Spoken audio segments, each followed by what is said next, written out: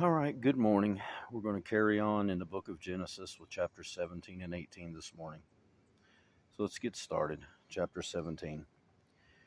When Abram was 99 years old, the Lord appeared to Abram and said to him, I am Almighty God. Walk before me and be blameless, and I will make my covenant between me and you and will multiply you exceedingly.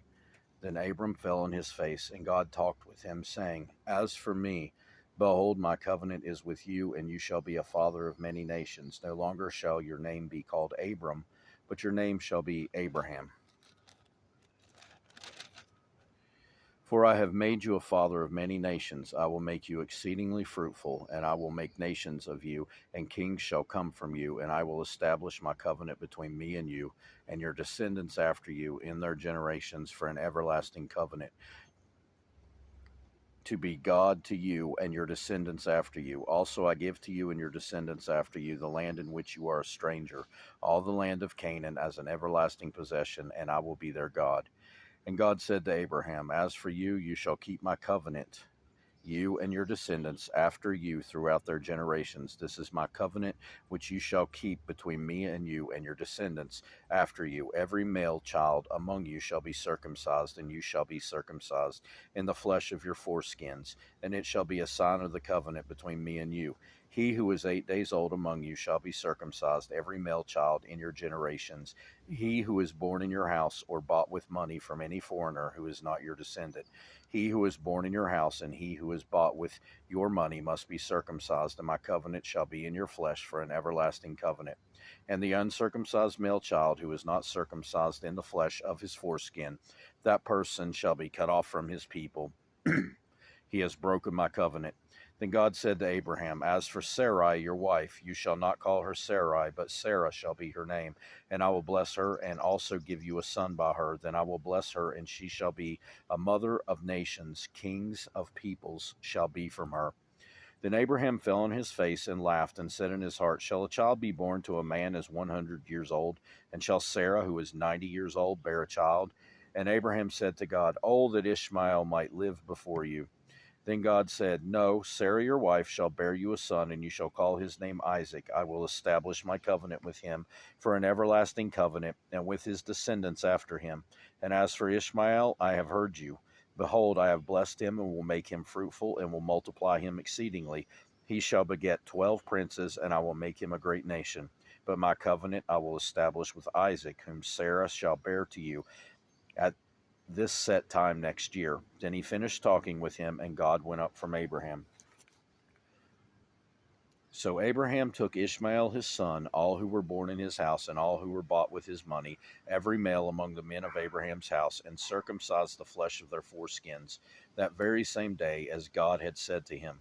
Abraham was 99 years old when he was circumcised in the flesh of his foreskin, and Ishmael his son was 13 years old when he was circumcised in the flesh of his foreskin.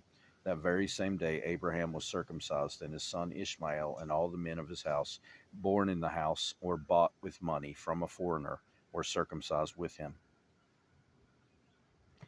Chapter 18. Then the Lord appeared to him by the terebinth tree of Mamre, and he was sitting in the tent door, as he was sitting in the tent door in the heat of the day. So he lifted his eyes and looked, and behold, 3 men were standing by him. And when he saw them, he ran from the tent door to meet them, and bowed himself to the ground, and said, My Lord, if I have now found favor in your sight, do not pass on by your servant. Please let a little water be brought, and wash your feet, and rest yourselves under the tree, and I will bring a morsel of bread, that you may refresh your hearts, that you may pass by, inasmuch as you have come to your servant.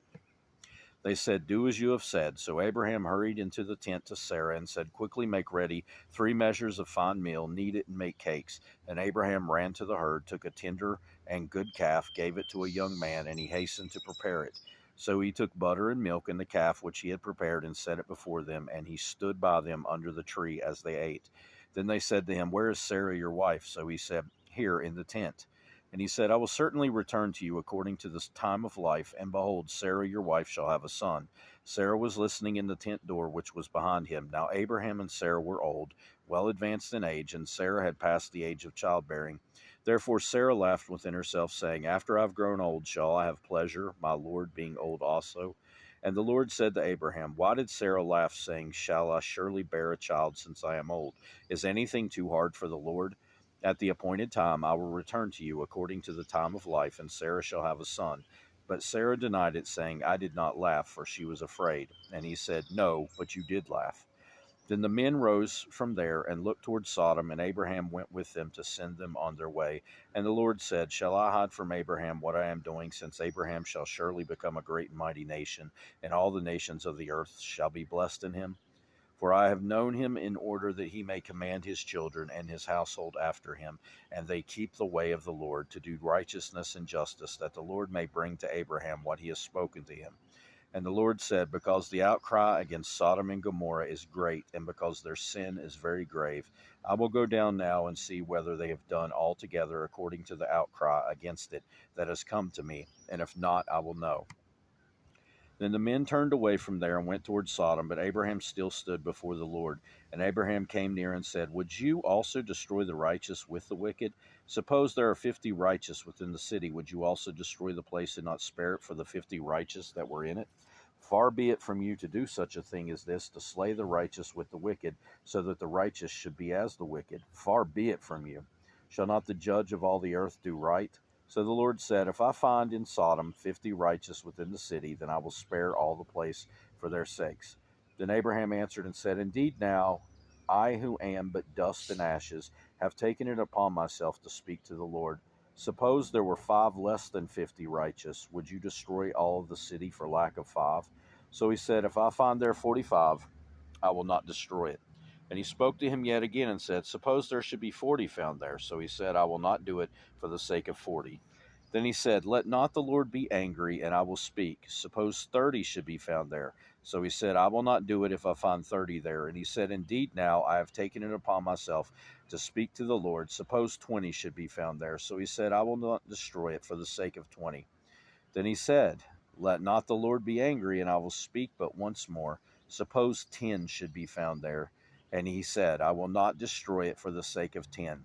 So the Lord went his way as soon as he had finished speaking with Abraham, and Abraham returned to his place. That'll do it for today.